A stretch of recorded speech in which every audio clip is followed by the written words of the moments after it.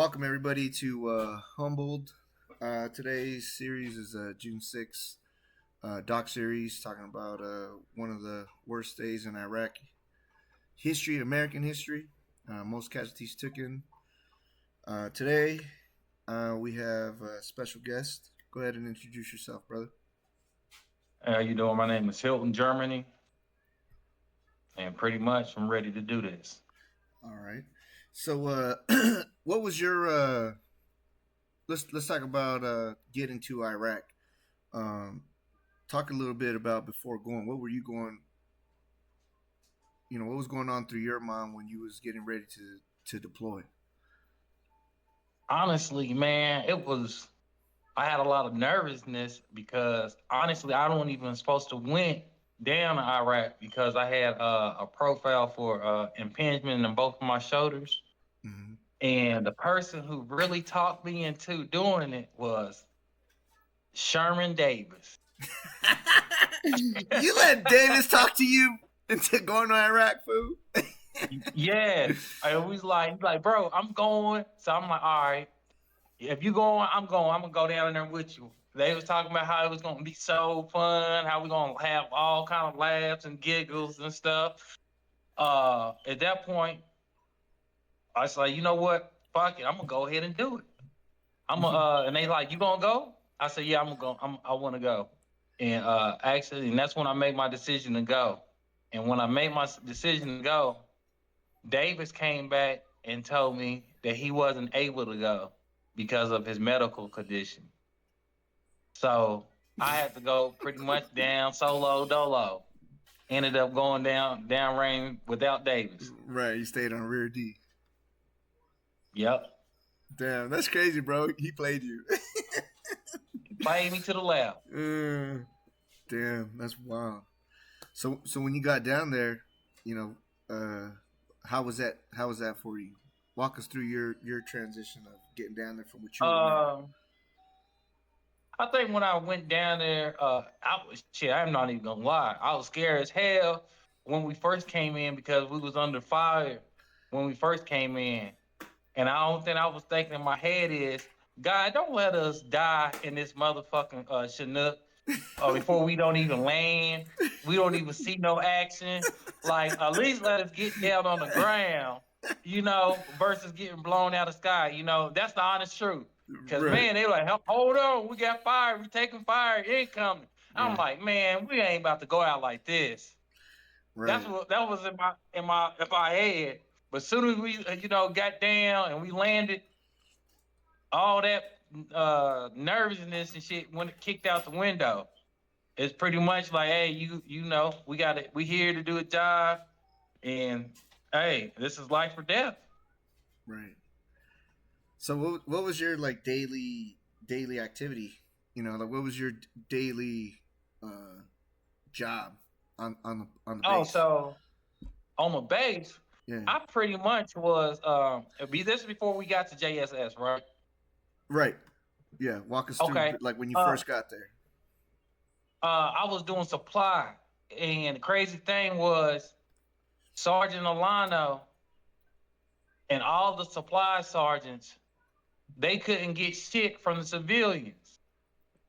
So I went, talked to the civilians, and was able to get all kind of vehicles for everybody. Mm-hmm. Like I was riding in Suburbans, and only like generals riding Suburbans and stuff. I was getting all kind of vehicles. And the crazy thing was Sergeant Major what's his name? Sergeant Major Bauer? Bowers, yeah. He don't even really fuck with me. But then once he seen that I was able to get all the vehicles, you had the plug. Hey, hook me up with one of them Suburban things, right? Like literally, I was the only person able to get any kind of vehicle. So they pretty much kind of used me to be able to speak to the civilians. I had to do some trading and stuff with the civilians to get everything that we needed while we was downrange. So that's how we was able to get vehicles and everybody was able to move around. is because I went to go and talk to the civilians and did some trading, some bartering. You know, I gave them some Oakley shades. Maybe they wanted some elbow pads, knee pads, you Right. know, but they was American. So I'm like, why not? You know, if we got extra and I'm working for supply, I'll make it happen like that. So Right. pretty much I did that to exchange for vehicles and stuff to make sure we was able to, you know, do our Yeah. missions. Yeah, that's just dope, dude. Yeah, that's a plus right there. Yeah, so I had a good time, you know, and then after the That with was over in supply, the I green was zone. in the green zone. Yep. Yeah. So that was before loyalty. BBC. Yeah, VBC. Yeah. Yeah, because Suburbans, you ain't driving no Suburbans around that loyalty. Exactly. You ain't driving none of You that. ain't driving Yeah, none of hey, that. but I did. I was driving that Mercedes Benz, uh, which I honestly thought that X-ray machines, like in a vehicle, was uh, what is it? Like a fantasy, you know, like something that is made up. That's the honest truth that I thought. But I ended up being the one who's actually in the bins, and it actually had a scanner where I could see thermals and everything that was coming through. The Hell, one, that was a dangerous job, you know, cause shit, somebody could have came through with an explosive and blew some shit up. yeah, But in the back of my mind, I'm like, let me scan this, you know, dump truck. Let me scan like all the cars coming through. It was pretty unique and awesome by, you know, using the equipment and learning how to do it. But at the same time, that still kind of puts you in danger, you know, yeah. in a danger zone. That's just dope. I didn't get it. I didn't get to fuck with that. Oh yeah, yeah, that was cool. At least I was able to drive around a little bit. That was dope.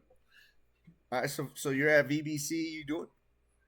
You doing all that good stuff, and then what happened? What around what time did what was your next step in your deployment down there?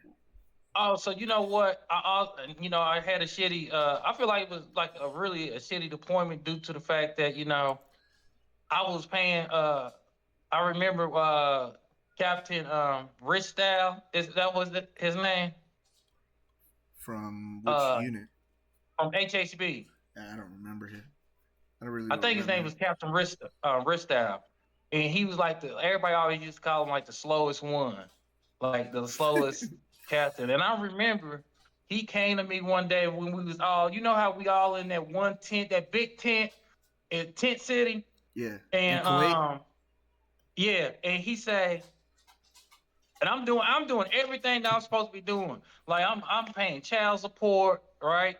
I even got it on taking it out of my, my Allotment, auto pay. allotment and everything. Yeah, But because he assumed that what my ex-wife was saying, like, he wasn't paying no child support, woo, woo, woo.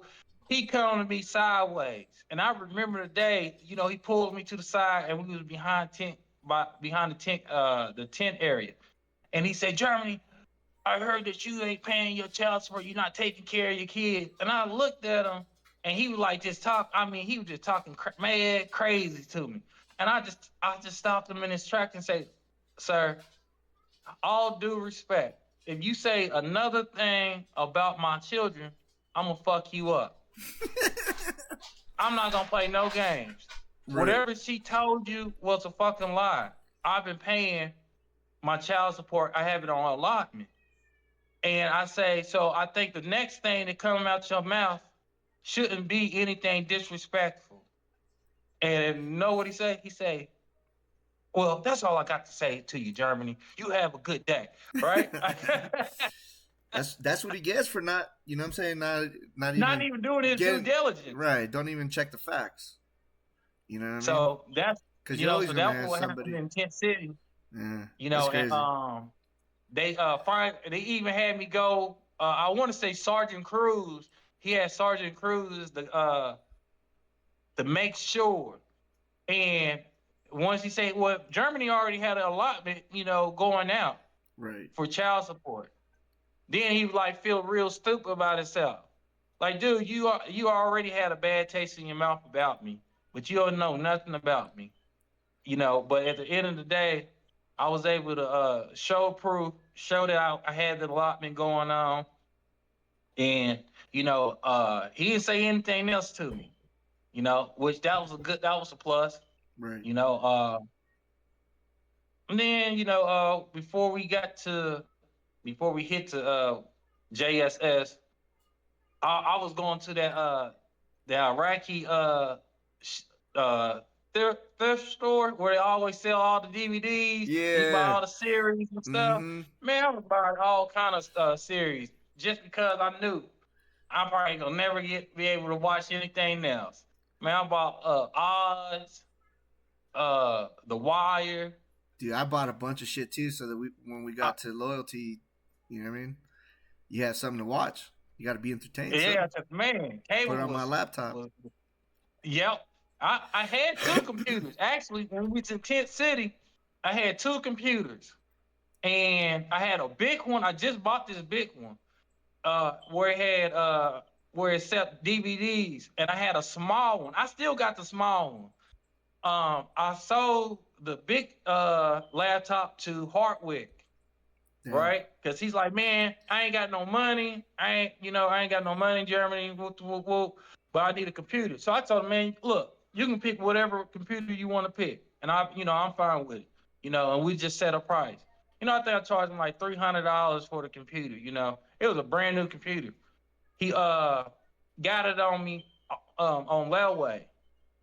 So I was like, yeah, you just take it, you know what I'm saying? And you just pay me whenever the month comes around, when we get paid.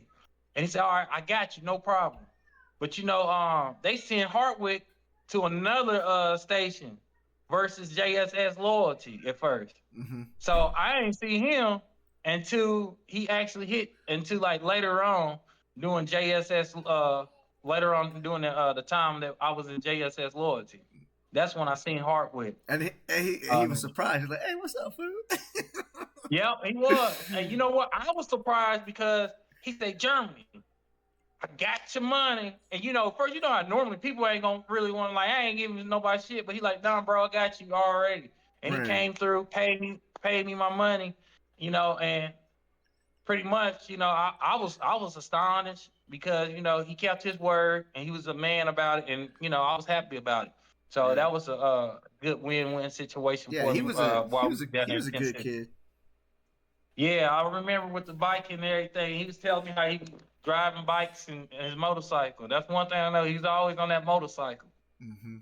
So let me see. Anything else? And I was shitty about that fast food. How we really thought the fast food actually was gonna taste like American fast food. And that shit did not taste anything like American fast What food. did you have? What did you eat? I tried the Pizza Hut. Oh, in Then I Kuwait, tried, yeah. And then I tried the I want to say, McDonald's. was it Popeyes? And I think it was Popeyes or was it Churches? It's one of them. I don't. I think it's churches that they have up there. Yeah, okay, it was Churches. That shit didn't taste right. None of that shit didn't taste right. I guess because you used to the stuff in America versus the stuff down there. Right. But yeah, They had less ingredients in their shit compared to what we have. Yeah. Where you saw the chemicals. What? This ain't chemical enough.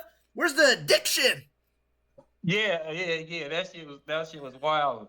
And I was able to give me a couple of haircuts. And I ain't even gonna lie, when they was doing my haircut, and they always got that they always pull out that razor blade. I always like, man, please don't let it be my day.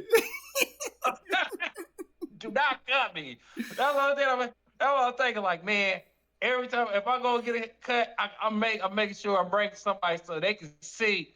Hey, man, do not cut me. We on the same team. Don't do it. So that was that was like the ever being nervous, like to get a haircut. Because you don't even know the people. And most of the time they ain't really speaking fluent English and stuff. And then you got to trust them with a razor blade around your neck, So then you're like, man, that stuff iffy. But I went to go ahead and do it. So that's what happened in VBC. in Kuwait. So after VBC, it's pretty much ready. They were like, all right, guys, camera action. VBC was pretty much like we're just checking in before we, in theater type deal. Oh Uh, yeah, the theater. Yeah, I like that area too. That was pretty dope where you can see different service members walking around and stuff. So I thought that was dope. yeah. Once, Yeah, what, I like that. and then once we got to loyalty, there was nobody nearest to us. I think we were like what 5 miles from Solder City, and then Yeah, we were 2 hours from the nearest post, nearest anything assistance. yes, man. I honestly, when we got there, I ain't even gonna lie. I thought that was first. I'm like, oh, we in the middle of nowhere, but we are surrounded by every Iraqi person who don't like Americans. You know, it was like mind-boggling. Like you in this little city for all these months and stuff, and Everybody it around us ain't hates us. like Yeah, yeah, everybody hates you and stuff. You know, even though we didn't do anything, you know, they just hate the thought of Americans, on their land. So I ain't gonna lie, that was a different culture shock, because you never know what will happen. First they was talking about snipers.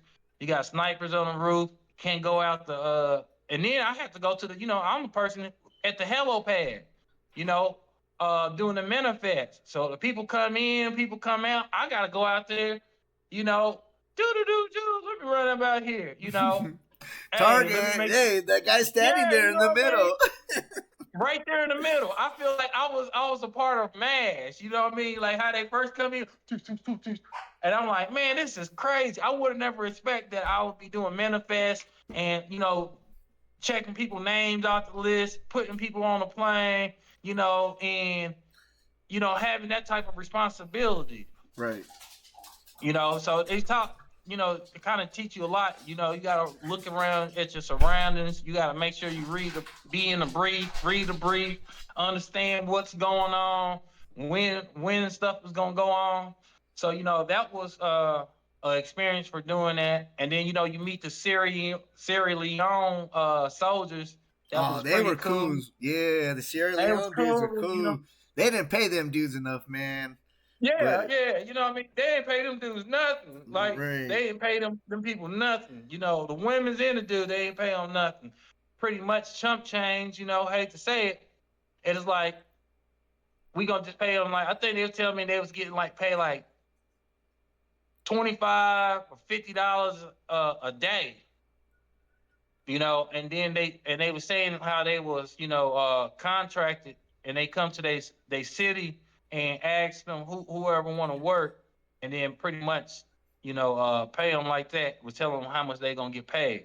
But right, American money will transfer over to them to a lot of to supposed to be a decent amount, but still $50 a day right. These is dudes are not no, working. These we dudes know are it ain't no working at the money. gate. But you know what I mean. They look at their shit too, though. Like the day that they shot the breach in the wall, Yeah, the guy who was at the tower, the Sierra Leone fool he jumped. jumped He jumped out the tower. he jumped out that thing. Yeah. And he ended up dying when he jumped out. Did he? I don't remember. Yeah, yeah, he ended up dying. He ended up dying when he jumped out the tower. Damn. Uh, I didn't know that. like I said, I I used to hang out, because I was at the gate. That was a form of like they say, well, we're gonna punish you. We're gonna put you at the gate. You get- uh, you're gonna need soldiers anyway at the gate. right. But you trying to give me like the shitty. They gave me and Sergeant Feliciano the shitty job. Like, take your ass to the gate. We punishing you.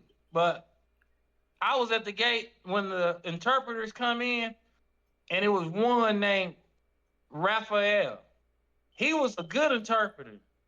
He was really good to a point where every time he came in, he'd bring me some falafels. So he bring me like the falafel bread and stuff with the Yeah, cheese. that shit's good. Man, I was.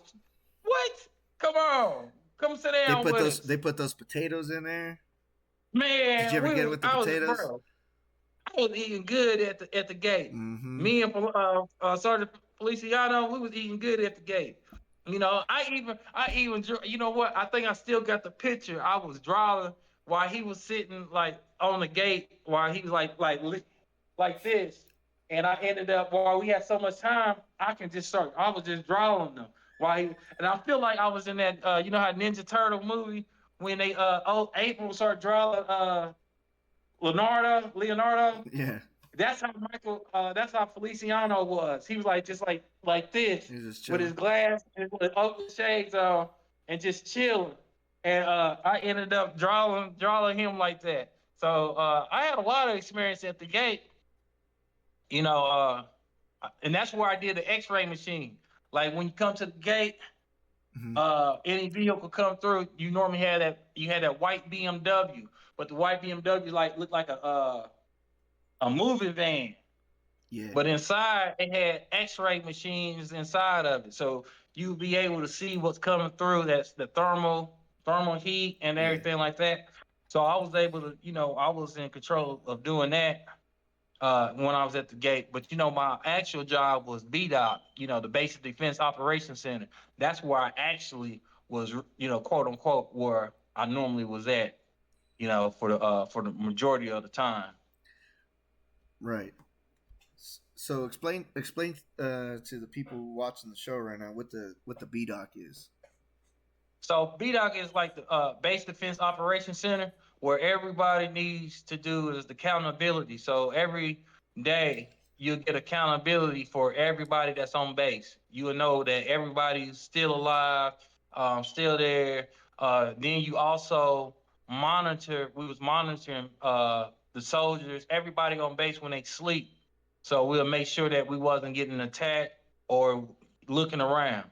So we had like the eye in the sky. That's what I call it, the eye in the sky.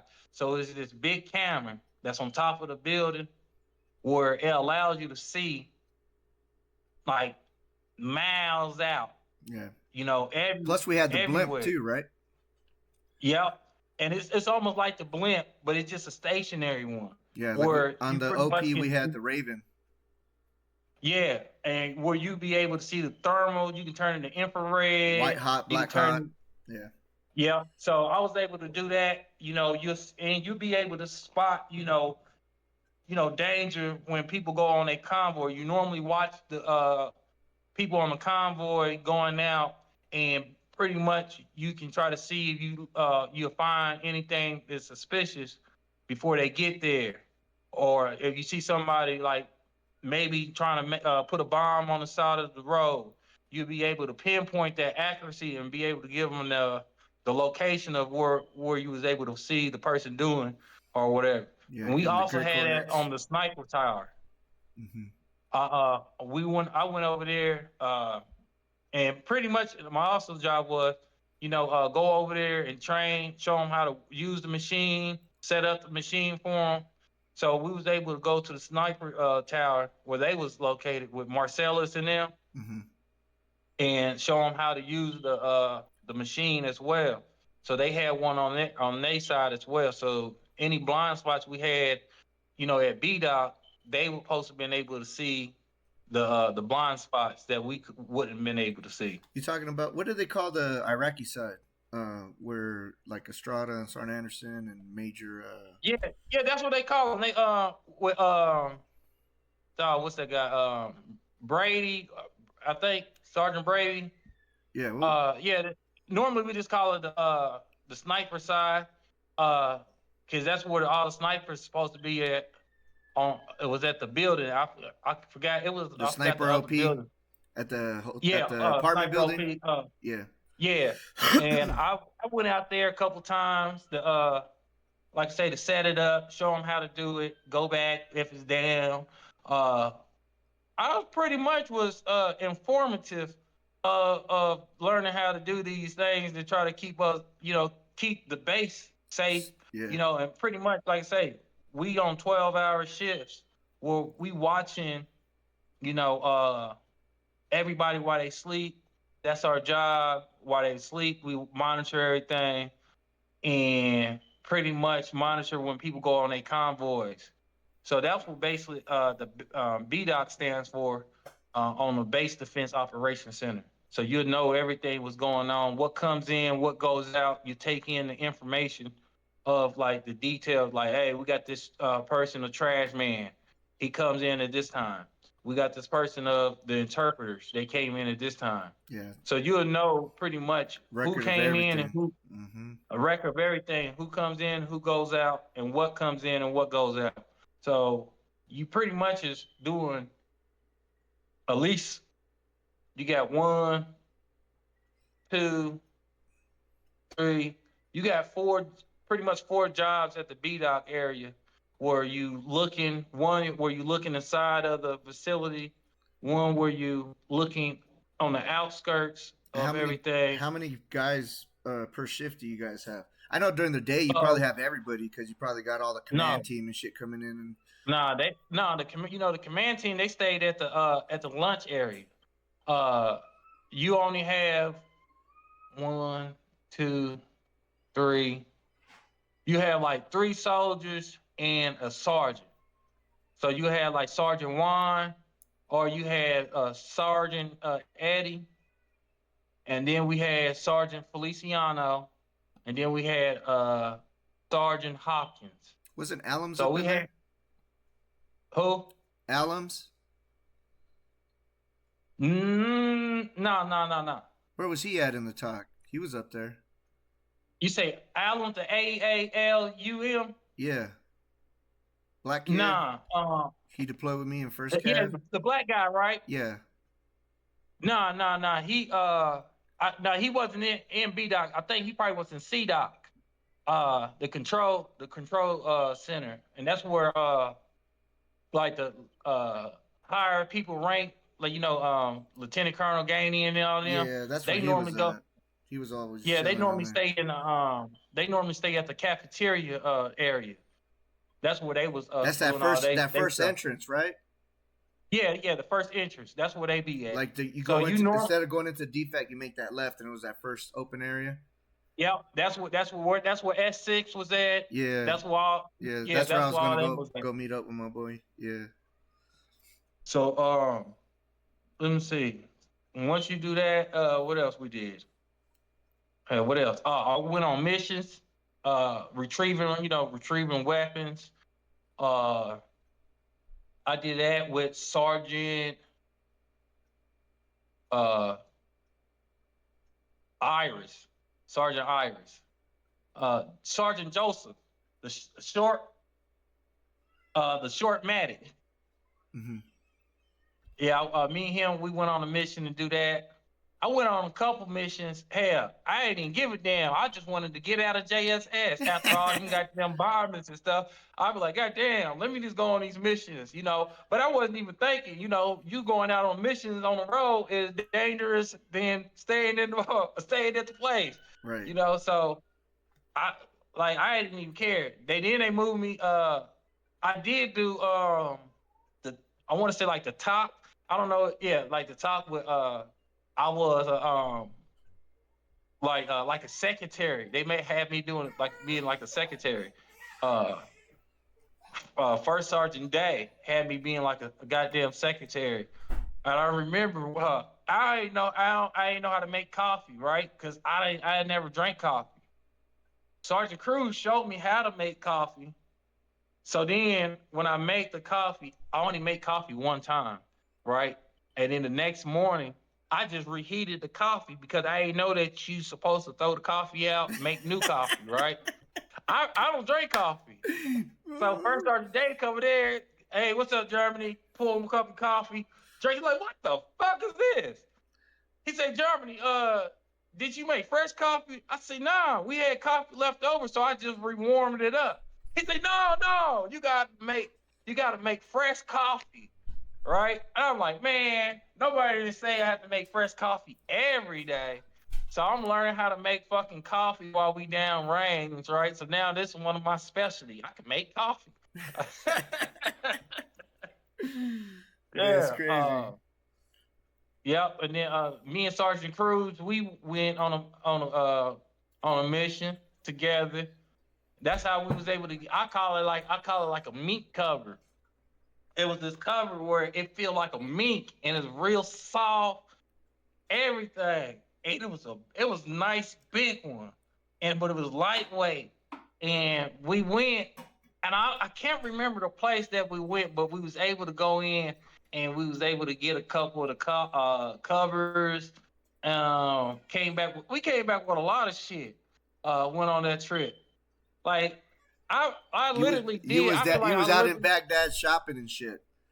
I was out there, that motherfucker getting everything. Anything I could get my hands on, I was able to get. You know, while we was there. And what else did I do?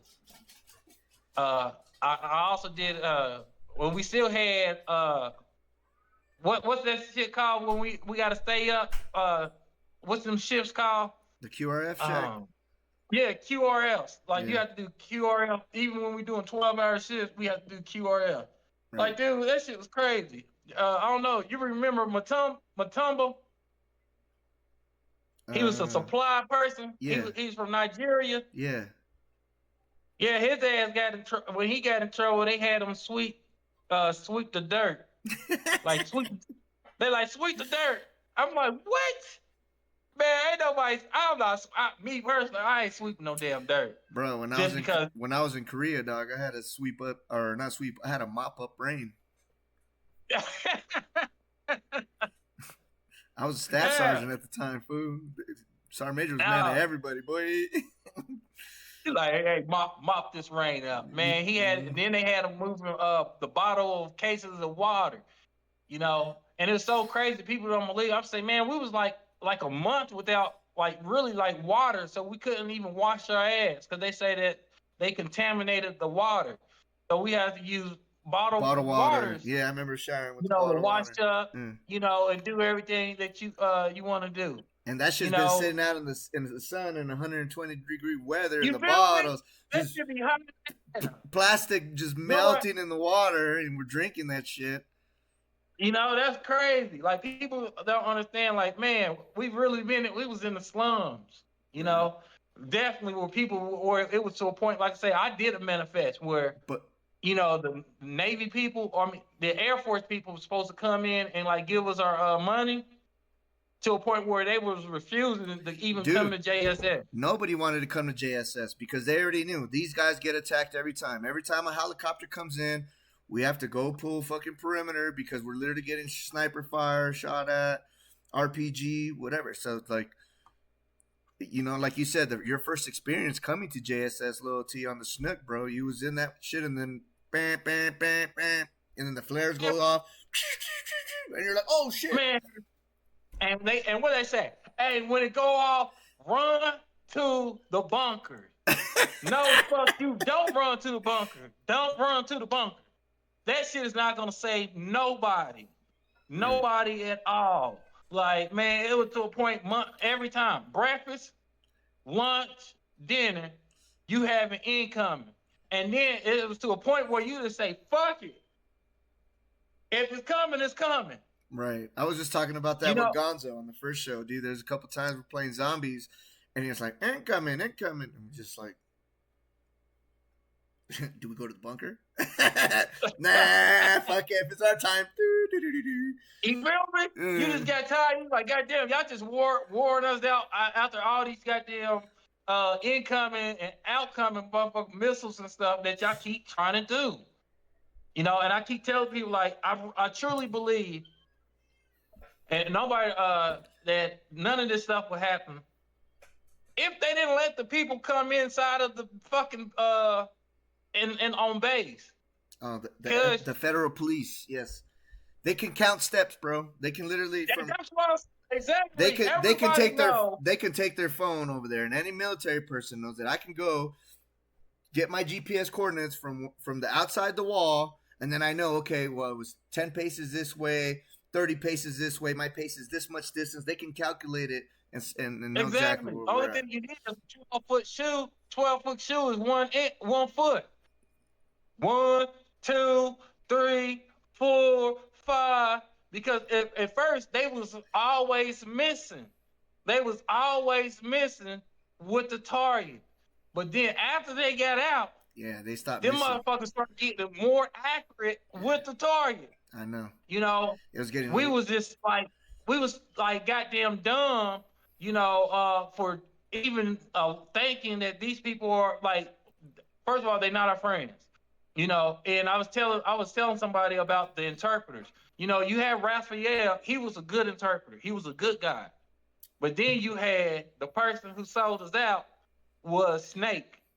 But So hold that's on, the hold on. So the guy who sold us out, I was actually called to go escort him out with First Sergeant Deathridge. They were firing him as an interpreter, and damn. and he it was me, First Sergeant Deathridge. He pretty much got anybody who, like, all the fighters. You know what I mean? Yeah. So he fucking got a bunch of big guys, and then my little ass, and I think maybe even my boy Cole. I don't remember who. But he was like, all right, Zach, while you're here, just, this motherfucker gets crazy food, just beat the fuck out of him, just beat his ass. So I was like, all right, Top. So like, dude, this guy like had like letters and coins. He's like, I am a best interpreter, and like having a fucking panic. And the captain was like, hey, bro, like, you're just fired, dude. Just like, just like leave. And then he was like, you guys will remember this. And sure enough, that motherfucker, I know it was him who sold us out, bro. Yeah, I told him, I say, listen, look, the interpreter was so cool. He said, listen, German, whenever you don't see us come in, you're gonna be attacked. If they call off, be prepared because they're gonna attack you. Right? Every time that they call in and don't show up, it's a fucking attack. Right?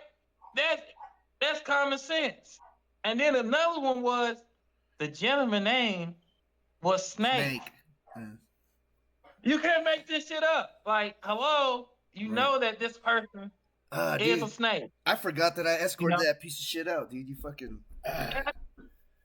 So then, now the boy, now, I ain't knocking nobody, but First Sergeant Daffridge, now he did some dirt. You feel me? Now, only why he make First Sergeant is because he snitched on First Sergeant bro. What's First Sergeant? First Sergeant Olnick. First Sergeant Olnick. Yeah, Olnick. Right? Because he showed a fucking video that he was smashing the motherfuckers. The interpreter. Now keep in mind, a lot of people have been smashing these motherfuckers. At all of them. Even, the medic doctor, the female McManahan, she was smashing like the whole medics. Like they was having a field day with her. Like these motherfuckers was all going in. Wow, boy. But yeah, First Sergeant Jeffrey, that's how he got his first sergeant. I ain't, I'm like, damn, that's kind of crazy, bro. Y'all supposed to be in a team, but I guess because you won it so bad, you fucking snitch on anybody.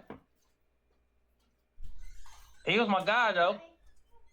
Shit, and then what else? I'm trying to think. Let's get into June 6th? Yeah. So. Oh man. So I remember that shit like yesterday. All right, so let's recap a little bit. I think the day before, I think we was playing basketball on the basketball court. I was playing with you. I think the Hartwick and I think Campo were out there playing basketball with us. Sergeant Elliott doing his little shoot the basketball you missed. You got to do push-ups or whatever, and and then I remember talking to the guys over at the smoke pit, joking, and then pretty much calling it a night. Now, I watched the video that I was talking with Gonzo, dude. That shit had me all fucking riled up that it kind of like it came out wrong. So that morning, I was supposed to go to the OP on the outpost because I would see some of you guys on the way out because we'd walk out and walk in through the front gate. And that morning, I was getting ready. I had just seen the medics in the shower, but Centrone wasn't gonna go to OP with me because he was going to the board. So I went back to my room and had extra time. I said, "Fuck it, I'm gonna lay down." I laid down, and then there was no incoming. All I remember was the round. All I felt was the impact. I hit the top of my fucking the roof of my chew because the impact was that. I don't know if that was the first round or what, but that shit hit on the other side of my room, like on the. It wasn't the round. I don't think it was the round that killed the guys in the bunker, but it was a dud round. They hit because there was no explosion. It was just a big boom, and Oh no! So check this out. So I literally, I remember this day because we got a brief, and they said look out for anything suspicious. And I'm like, and something say. At first, I said, man, hey, I got to go. Let me go to the latrine. I'm going to the restroom real fast. I'll go downstairs, and my shift is about to change. Our shift is about to change. So when I went downstairs, rest his soul, Fishback, right, my roommate. So I see him, and he's smoking a square, got his bag on him. Cause I told him, I said, hey, bro, you got to go, wash your clothes, right? Fishback was always, when I tell you he was so scared, it was to a point where he was sleeping with his armor on.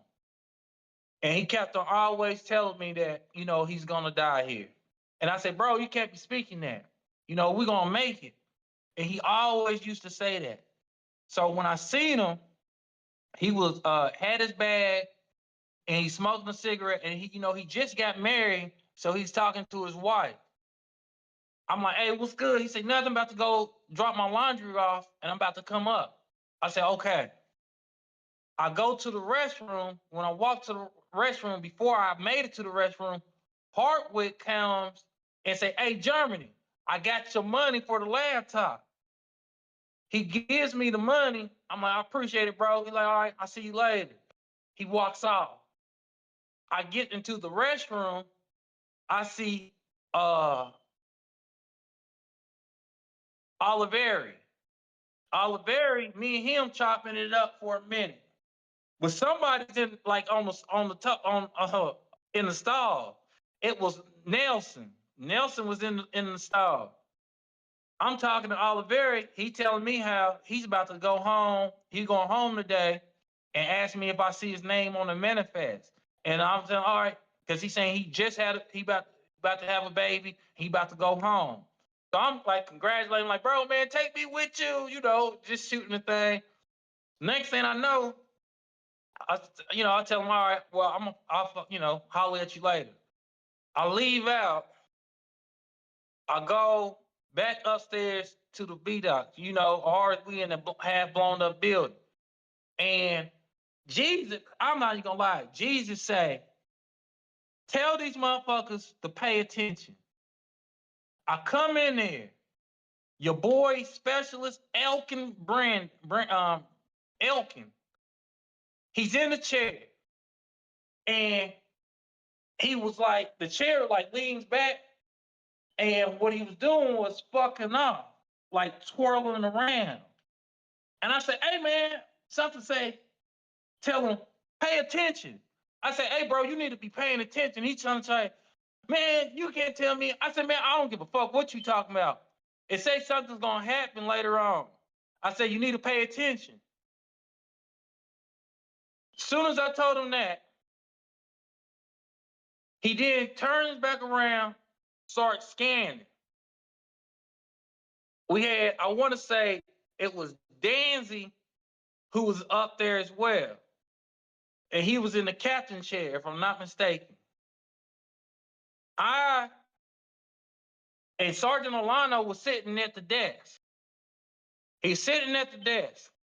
And where I was at the right side where you can hit the alarm button at. And what happened was the first thing we hear, it was an Iran. Boom. Right? The alarm didn't go off or anything. They all underneath the desk. The motherfucker hit so hard, I was standing up and it hit so hard, it made me fall down. I gets up and I remember the little C-Ram guy. I can't remember his name, but he showed us how to use the machine and all the shit of how to cut the alarm on. And soon as that motherfucker hit, the alarm didn't go off. I immediately jumps up, hit the fucking alarm button, boom. They underneath the desk.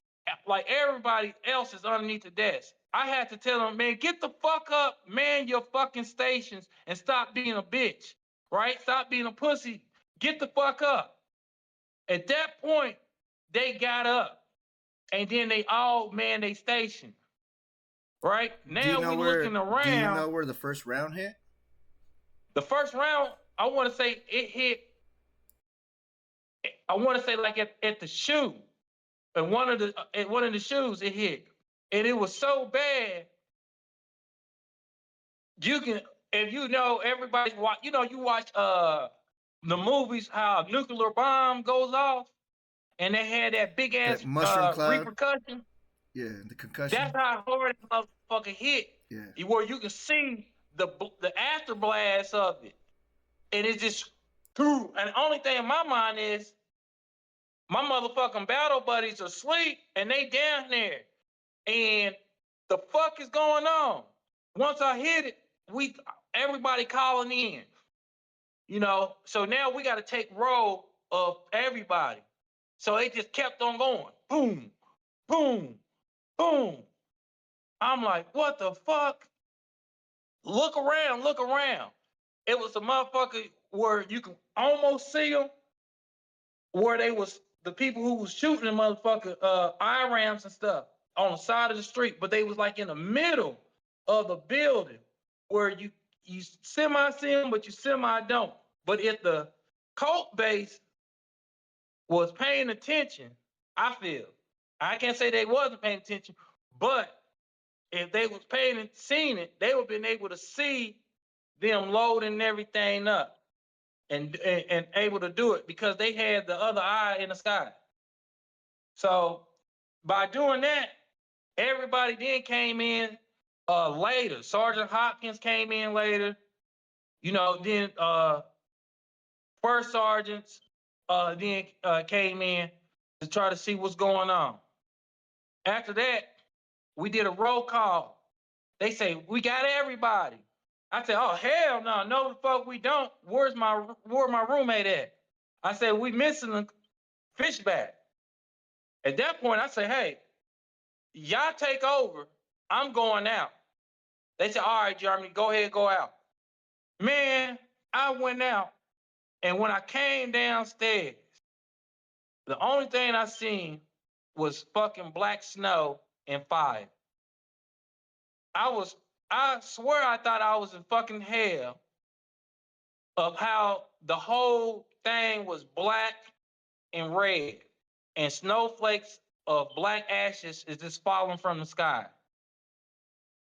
I wanted to cry, but I say, if I cry, you're gonna die. Let me just keep moving. And I'm looking and I'm, looking for Fishback because I'm like, where the fuck is Fishback at? I know he said he's gonna go to the laundry. Didn't see him here, didn't see him there. I go back, I see Sergeant Sutton, Sergeant Sutton, and everybody. They say, nah, I just seen Fishback, and I'm thinking like, all right, good, he's alive, whew, right, But I was like, let me make sure I get an eye on him instead of just taking their word. But by that time, you still got the adrenaline rushing. Now it's like, hey, I need you. We need help. We need to take the soldier to the drop point. And man, that was Oliver. That killed my heart, right? I'm like, God damn. And it was so bad. He didn't die from the explosion. He died from the impact of the explosion to a point where I ain't never seen a man or a woman his bones was crushed, if that makes sense. You know, rest his soul. It was like his bones was crushed inside of his body. It killed me. And then I had to take him, we take him to the point. And it's like, hey, we just taking, our fallen soldiers and comrades to these points and stuff. And that's when I learned that, Hardwick and all the other people, was pretty much was KIA from the blast and from the barrier, the bunkers that they telling us to go and run under. So at that point, I'm still looking for Fishback. Other than until I get to the point where we dropping off Oliveri, they say, nah, Fishback didn't make it. And at that point, that shit, that shit hurt me. I'm like, damn, that's crazy because this man just, he was able to get 2 RRs, which that's never possible. He just got married, and the next day, this man just died. Like, that shit fucked me up because I'm like, damn, I just got done talking to Oliveri, Hardwick, and I just got done talking to Fishback. So I talked to all 3 of them just before this incident happened. It happened like within 10 minutes of just speaking to them. So at that point, shit, it wasn't. At that point, only thing I was seeing, like I said, I was just seeing what's her name, Alan, the one who always weight lift. Shit, I was seeing her running and crying. I was seeing like all, motherfuckers just in a panic and shit out of control, just trying to make sure they stay alive and survive. Shit, and at that point, I came back to the B doc, what I'm saying, and let them know, hey, look, these are the soldiers who was KIA that I know of, and pretty much updated, what I'm saying, their the roster, if you want to call it that. So, at that point, I just wanted to fucking go home at that point, because what else can you do when some shit like that happens? Some dramatic shit or some traumatic shit that happened to you, and you see it. First you see it on video, then when you come out, it's like a whole new world. So that shit was crazy. Oh, my bad.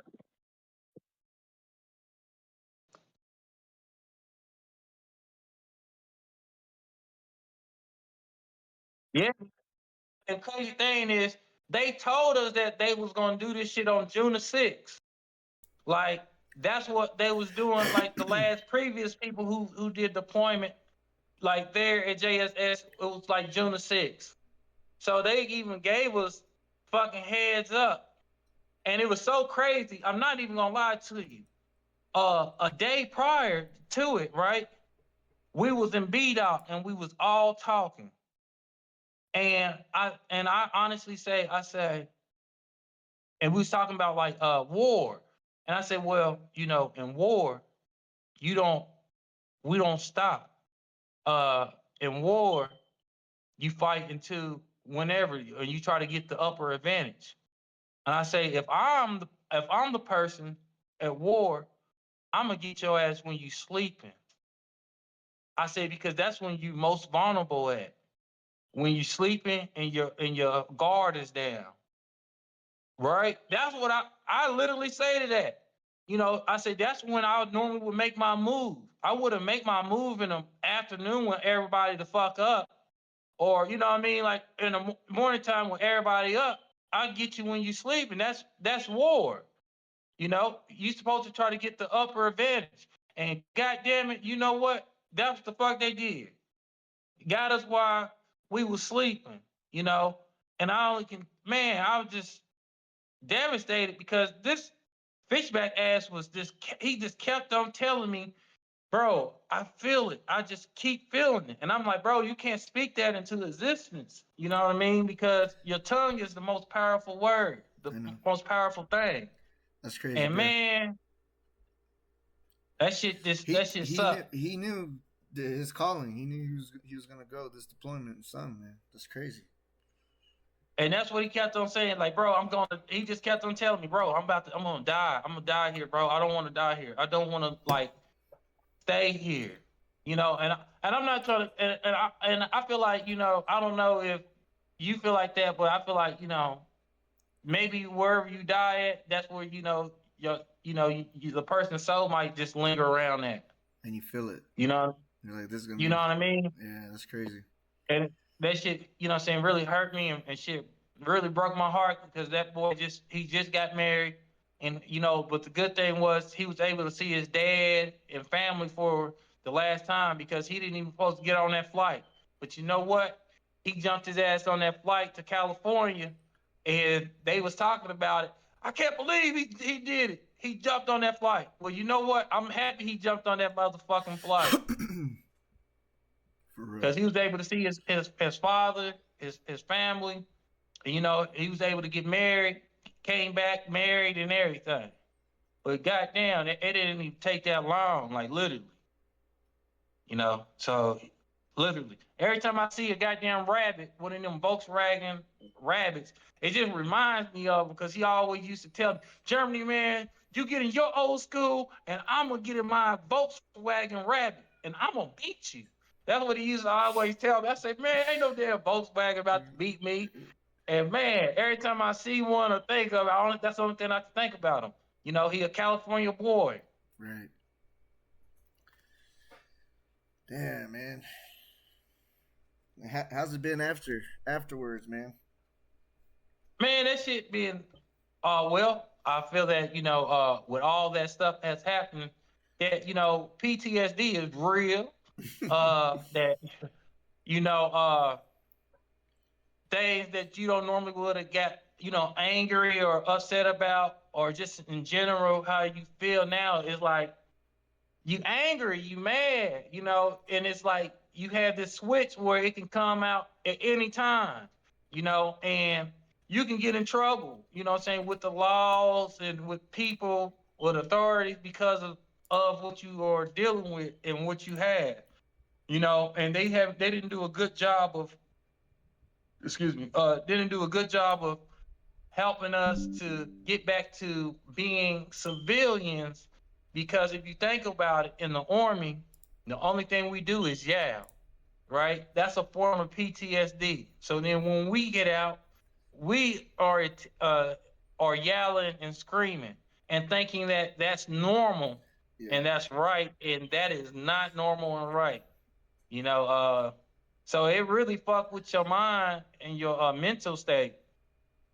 I also feel bad about uh like saving people, because after we save the people, it's so much on them, or it's so much heavy to carry, they end up doing or committing suicide.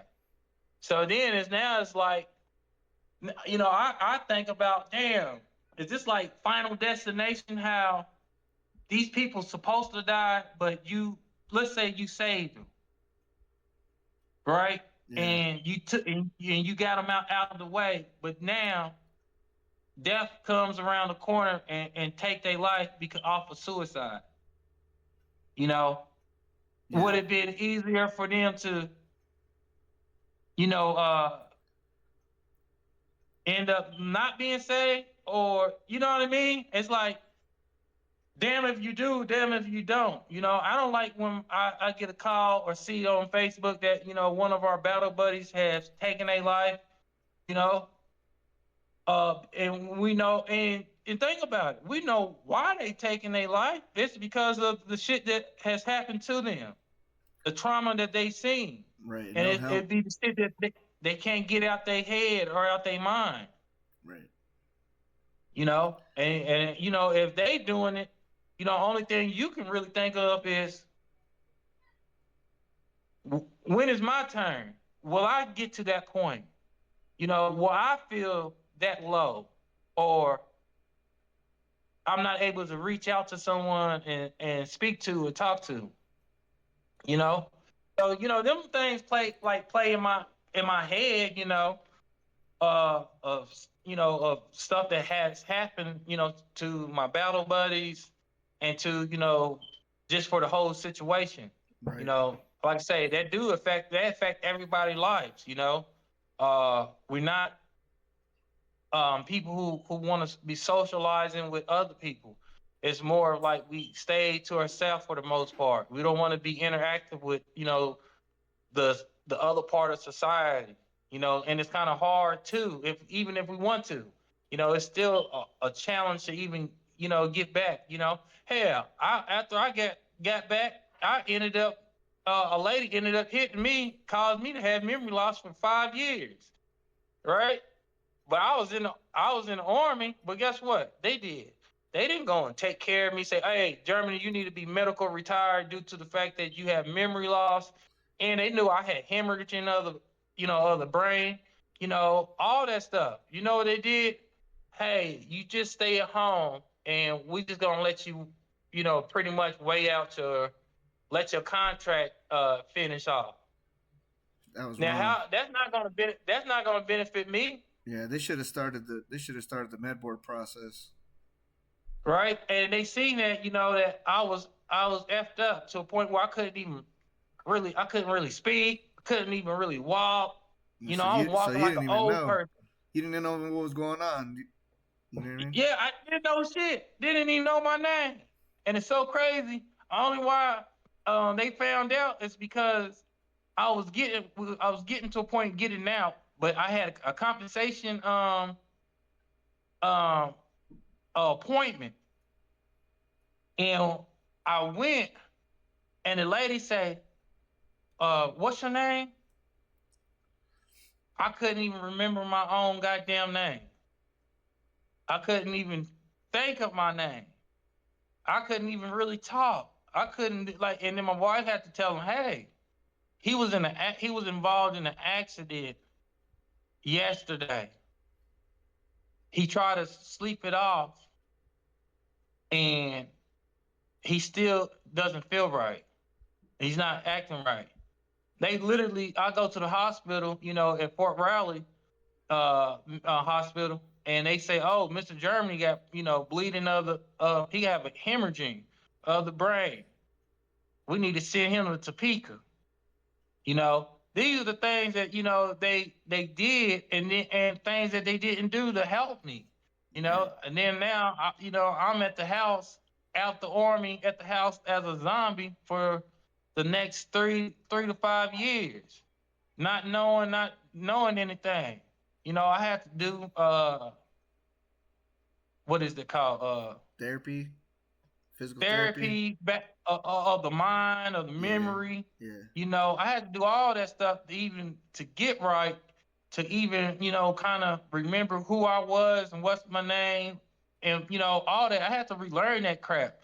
You know that was a challenging time, and if I was medical boarded, I would have, at least had my benefits early. I would have at least had all the stuff that I needed versus, Struggling and when then you got plus, out. yeah, but there was always one thing. I was smart enough to, to purchase a house before I even got out, before I even got in the accident. I was smart enough to go and say, hey, look, just in case when I get out, I have a place to stay.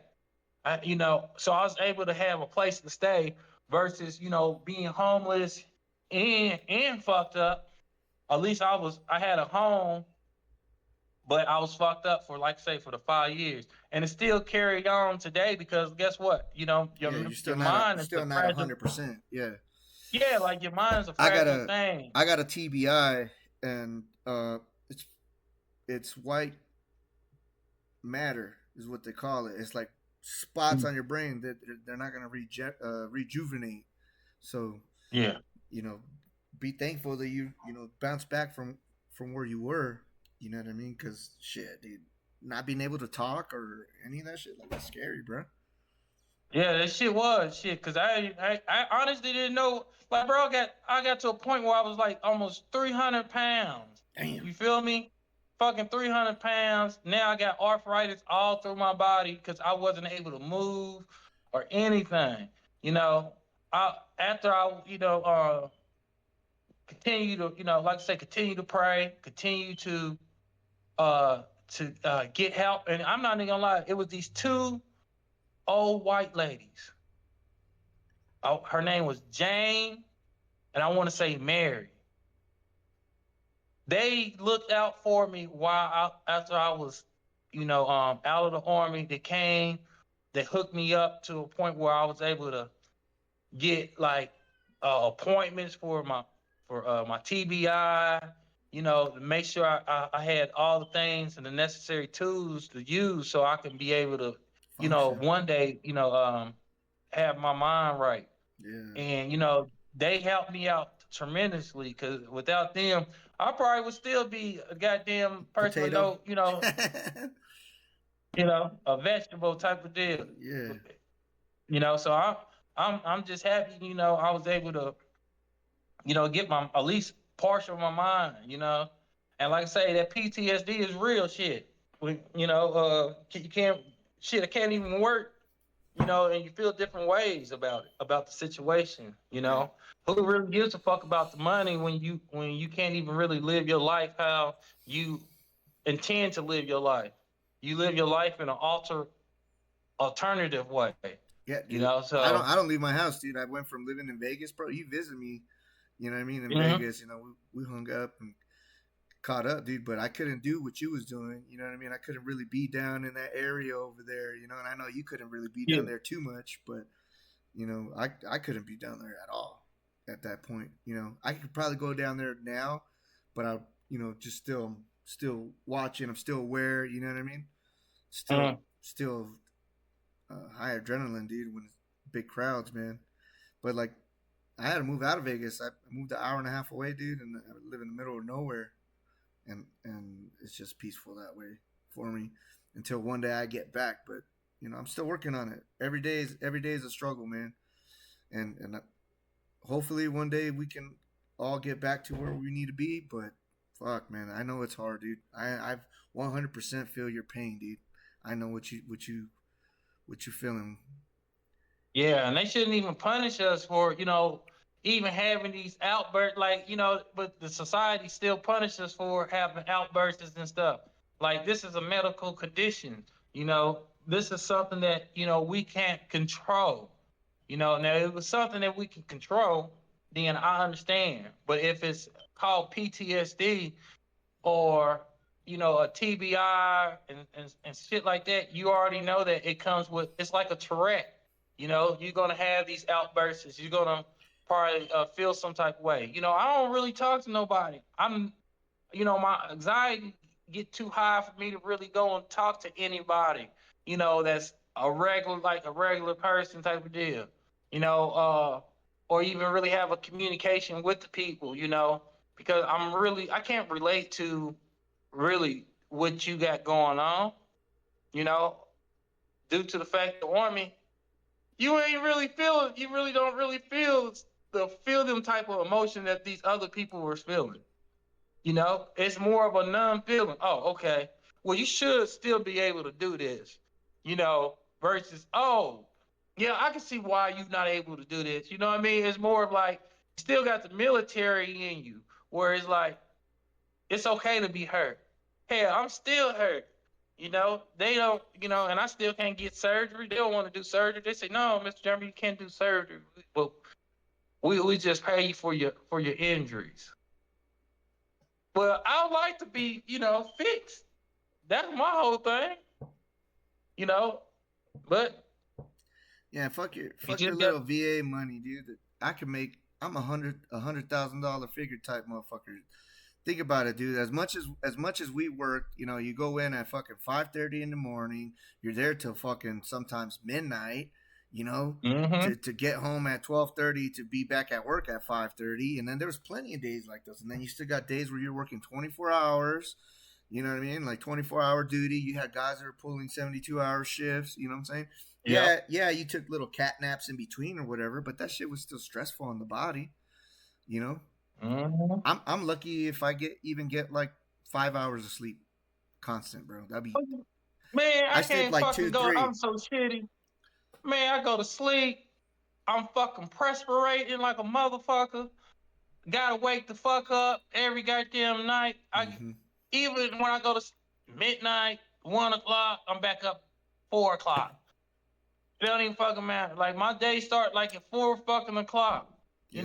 or at like 2 a.m. Goddamn, I would like to at least have one fucking solid night where I ain't perspirating, I ain't motherfucking jumping up, feeling like I just went swimming. Right. You know, but I ain't gonna lie, I take this medicine because I rather take the medicine for it can help me out versus not take the medicine and I be all fucked up. Yeah. In my mind and in my head. So the best thing for me to do is continue to take the medicine. I've Which that do help. And like I say, I go to counseling every day. I mean every Thursday. So every week I go to counseling. Then now I even try to attend AAA meetings. I ain't even on shit, but I attend AAA meetings. Just to try to have a focus. And see that my life could be like this or like these other individuals. You know what I mean? Versus me struggling with my just the mental and physical. You right. know, I used I to can use I can alcohol have like a motherfucker. All I did was switch it though. I smoke weed now. You know what I mean? But I got see. I want to smoke weed. I want have me a couple drinks, right? But now I enroll myself into a program where I can't even smoke weed or even have a sip of drink, right? So now I'm like, hey, I'm on this new journey of if I can't smoke, I can't drink, at least I can try to work out. right. Good for You you, know, bro. I don't drink no more, shit. but I feel like all I did was go Oh, from drinking to congratulations. smoking. Yeah, I ain't drinking like three years, something like that, a little more now. Okay. Yeah, Yeah, man. I just stopped. Well, I stopped smoking like in February, February at the end of February type of deal. So your boy I've been like, God damn. Sometimes I see myself like, damn. I'm maybe have me a little fake, have imaginary. You know, yeah. Hey, bro. All you know right. what I mean?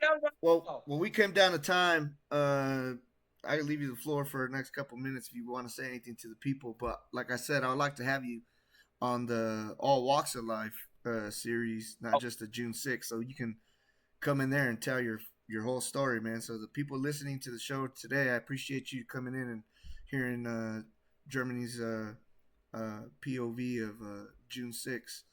And he's an interesting character. He got some fucking stories. So come on down and watch his All Walks of Life